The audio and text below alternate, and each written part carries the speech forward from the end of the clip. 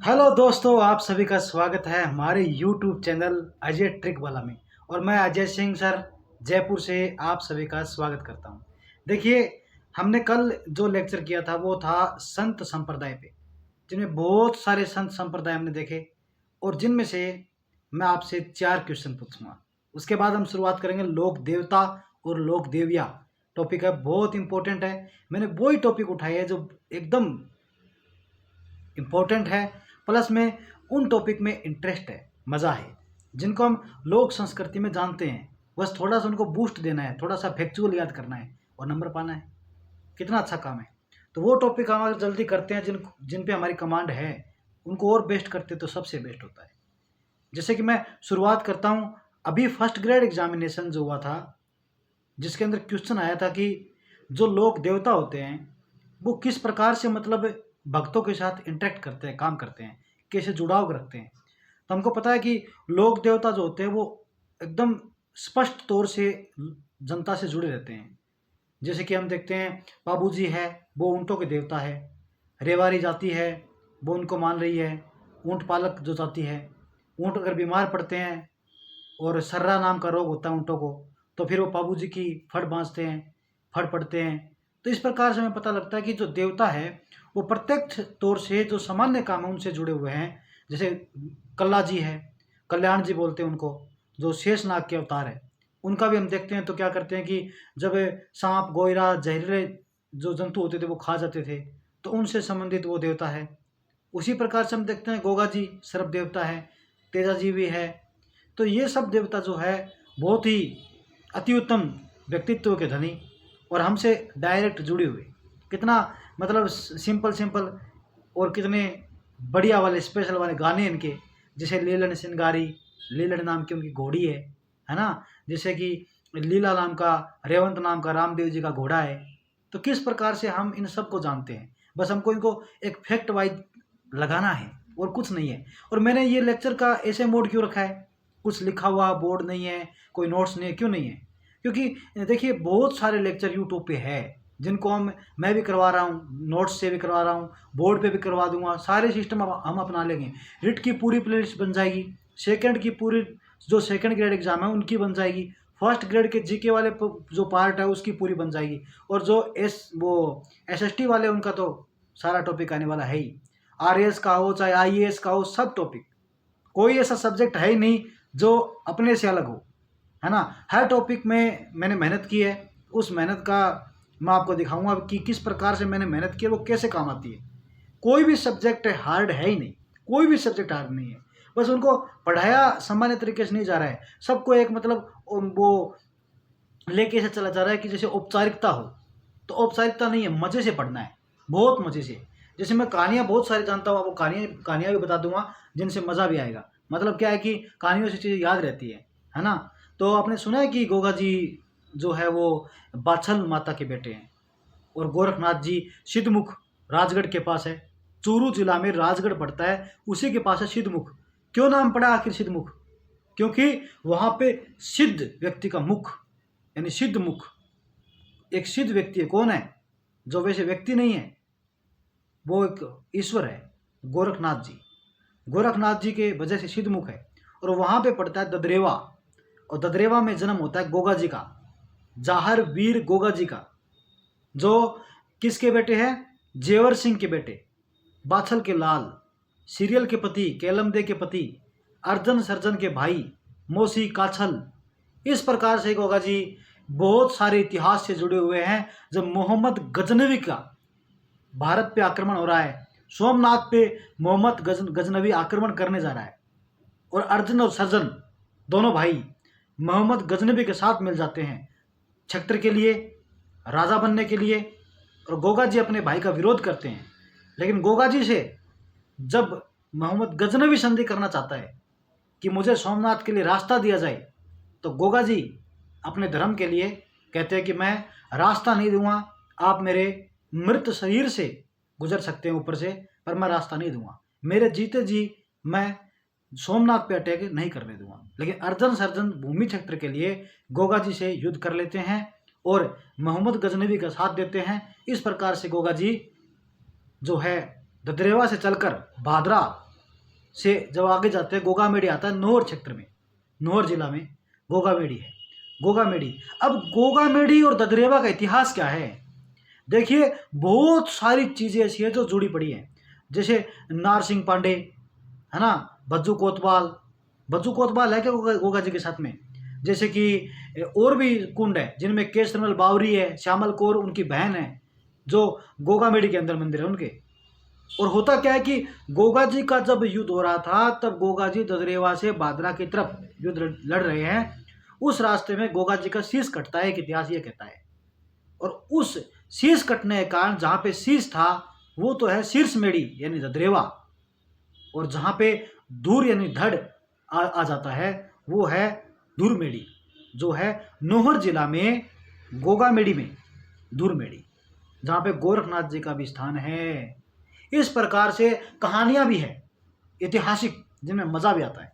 लेकिन मैं एक टॉपिक वाइज जब आगे बढ़ता हूँ गोगा जी के बारे में, जिसको मैंने मेरे नोट्स में से सजाया है, तो हम अपने नोट्स के अंदर जो जो चीज़ें हैं उनमें जो इम्पोर्टेंट बातें हैं वही करेंगे, और क्वेश्चन फॉर्मेट में। ऐसा नहीं कि हम मतलब कहीं भी कैसी बातें कर रहे हैं, क्वेश्चन की बातें करेंगे।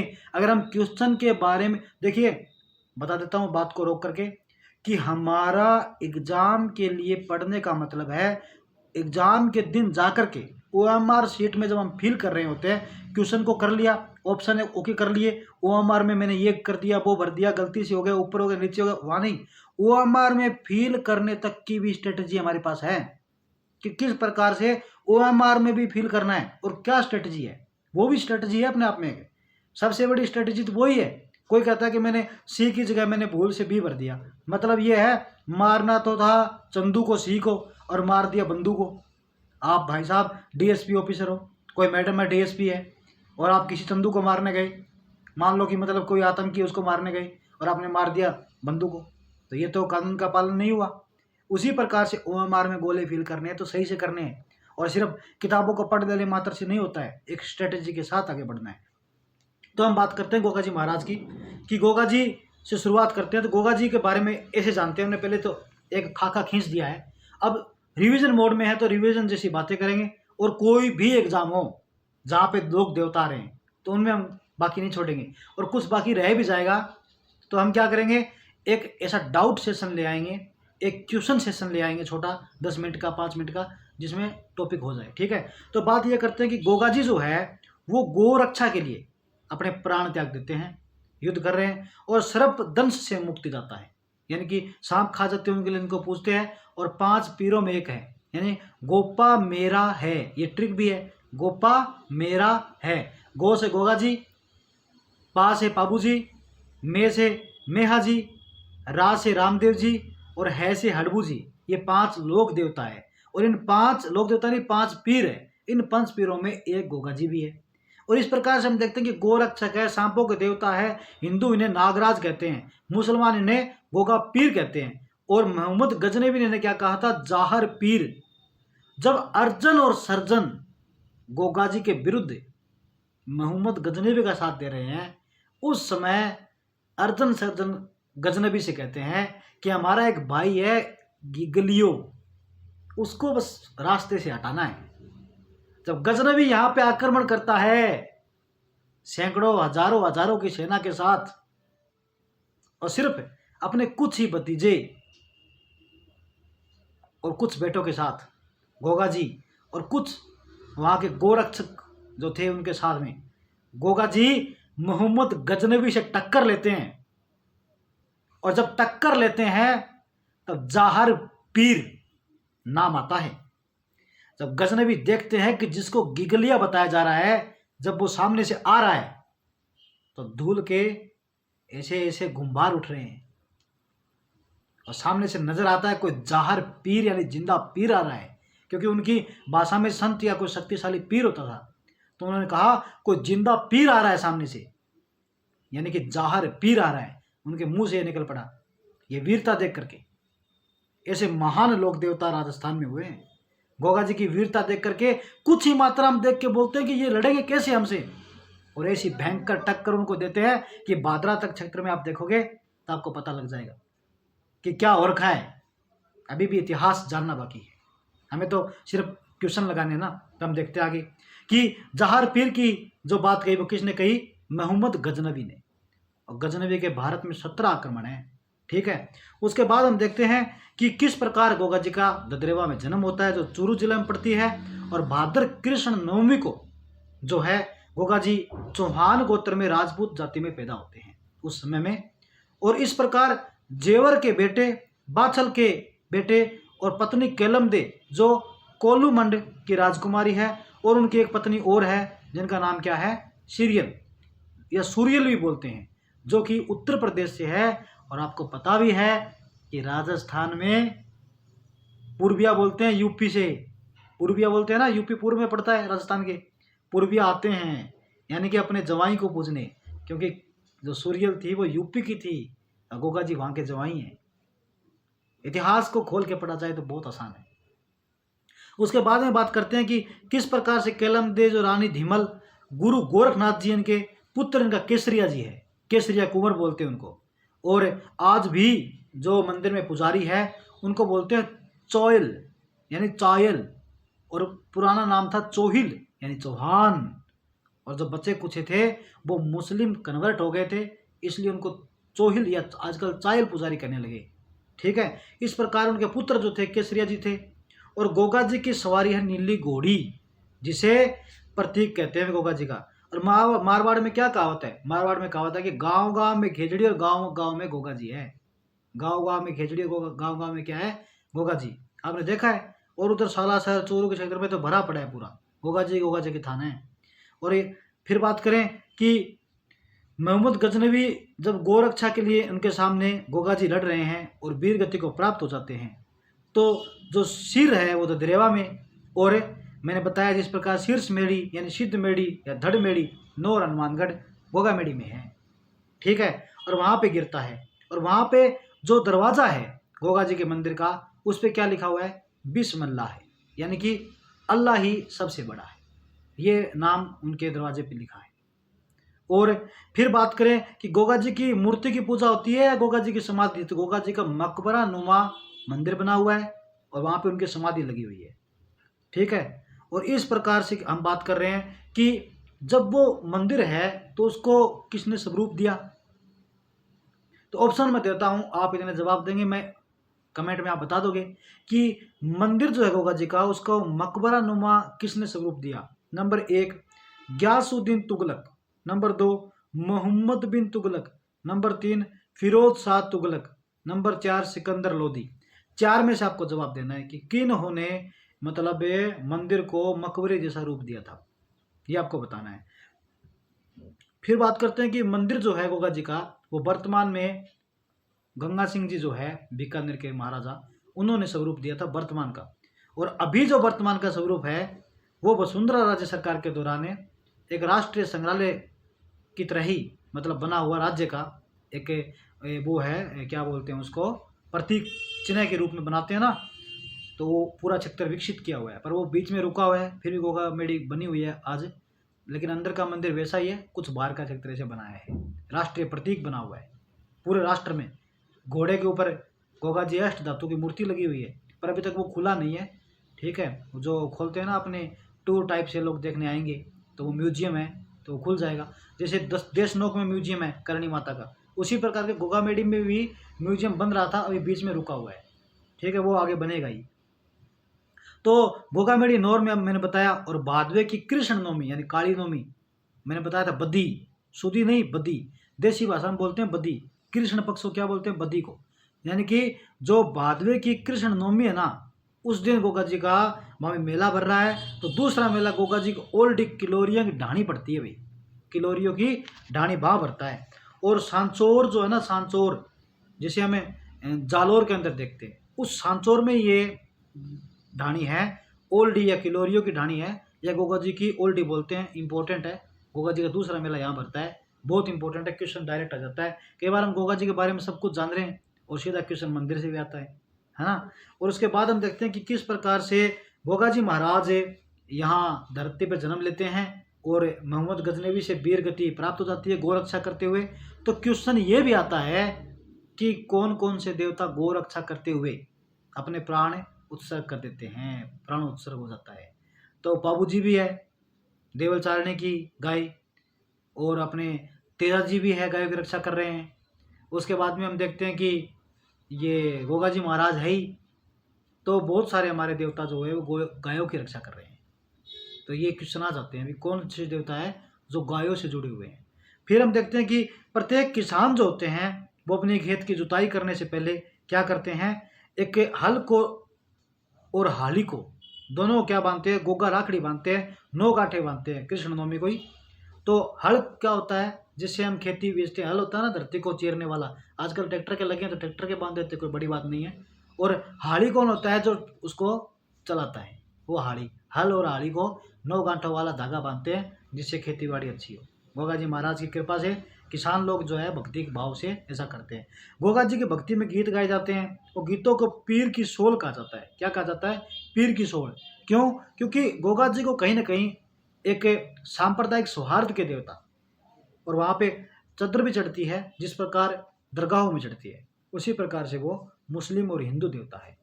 गोगा जी को हिंदू गोगा पीर कहते हैं क्योंकि वो गायों की रक्षा कर रहे हैं, तो वहीं गोगा जी को मुस्लिम गोगा पीर कहते हैं क्योंकि मोहम्मद गजनबी ने उन्हें जहर पीर बोला था, जिंदा पीर बोला था, यानी कि एक महान शक्ति उनके सामने लड़ रही थी। वो तो कलयुग का प्रभाव था कि गोगा जी अपनी जान दे करके ये प्रतीक बनते हैं कि गायों की रक्षा कलयुग में बहुत ज़्यादा खतरा है, गायों को सुरक्षा नहीं है, ऐसी बातें स्पष्ट तौर से हमें देखने को मिल रही है।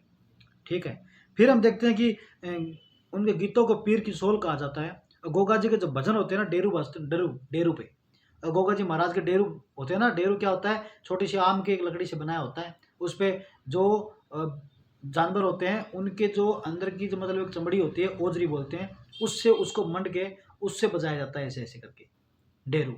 और आप चाहो तो मैं थोड़ी आवाज़ निकाल भी सकता हूँ। गोगा जी महाराज पे कुछ गाए तो क्या गाए कि गोरखनाथ जी जो है वो जब गोगा मेड़ी में आते हैं ना, तब गोगा जी से कहते हैं भी, मतलब एक भक्तों का भाव है कि आप पानी लेके आओ, तो गोगा जी से कहते हैं कि पानी लेके आओ। तो ये भजन भी है, आप सुनना कभी, मतलब गोगा जी का भजन है कि आप जाओ तालाब पे और भर लाओ एक जल की जारी, कि भरला जल की जारी रे गोगा, भर लिया तो जल की जारी। इस तरह से भजन है, बहुत सारे प्रेम भरे जो भक्त और भगवान के बीच होते हैं। तो इस प्रकार गोगा जी महाराज के पीर की सोल गाई जाती है।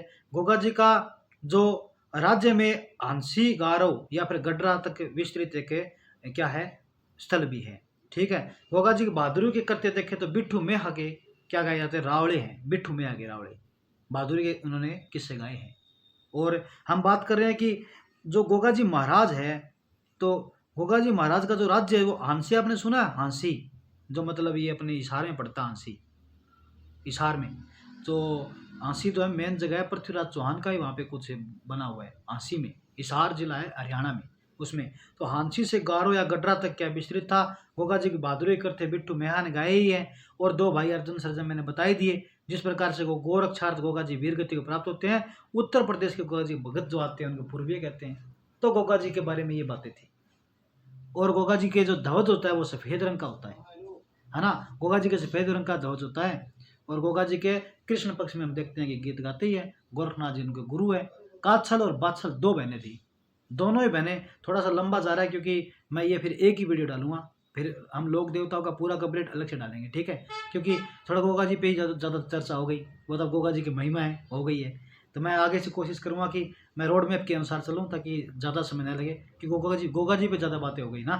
तो हम क्या करेंगे कि इस वीडियो को यहीं पे कंप्लीट करेंगे, और इसके बाद में एक दूसरी वीडियो लेके आएंगे जहाँ पे लोक देवताओं को, लोक देवियों को जल्दी 1 घंटा में पूरा करेंगे। ठीक है, और आपको अगर ये पसंद आ रहा है तो ये भी मैं सेशन रख दूंगा इसी तरह का, सब देवताओं का और सब क्रांतिकारियों का, और किसी का भी इतिहास में चाहे कोई भी रहा हो, सबके बारे में ऐसी बातें अपने को पता है। विक्रमादित्य का नाम सुना आपने, उज्जैन में उनकी देवी है हरसिद्धि देवी, उज्जैन के अंदर मंदिर है। मतलब हर एक देवता की कहानी, हर एक की अपने को सच्ची श्रद्धा से उनका भाव अपने को पता है, तो हम उसके बारे में करेंगे बातें। लेकिन ये गोगा जी महाराज के बारे में एक मेरे तरफ से हो गया है पूरा लेक्चर 20 मिनट का, तो मैं इसको यहीं पे कंप्लीट करूँगा। तो मैं बता देता हूँ, गोगा जी जेवर के बेटे हैं, बाछल के लाल है, काछल उनकी मौसी है, अर्जुन सर्जन उनके भाई है। और मोहम्मद गजनवी से युद्ध हो रहा है। धूल मेढ़ी जो है वो यहाँ पे धड़ गिरने से नौर वाले क्षेत्र में गोगा मेढ़ी में है। शीर्ष मेढ़ी जहाँ पे शीश गिरता है वो ददरेवा में है।